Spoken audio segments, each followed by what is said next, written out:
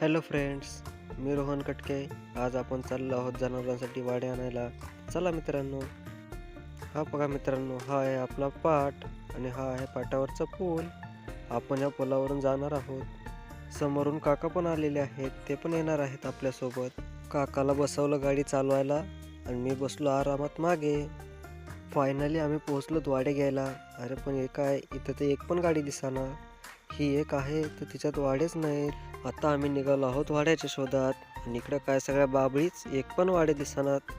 अयो बाबळी भूतबितं असते न बाबा. चला काका इथून लवकर, नाहीतर लागन एखादा आपल्याच मागं. फिरून फिरून आलोच बाबा पहिल्या जागेवर. आता काय इथं थांबून बघावं लागन वाट वाड्यावाल्याची. फायनली भेटली बाबा एक गाडी. हे पहा, आल्या आत्ताशी गाड्या, पण सगळ्या मोकळ्याच. मला तर कौतुकच वाटतं या ऊसतोडीवाल्यांचं. एवढ्या थंडीत सकाळी 4 वाजता ऊस तोडायला जातात. चला बाबा, फायनली थोडे का होईना भेटलेत ना वाडे. जाऊत आता एवढेच घेऊन घरी.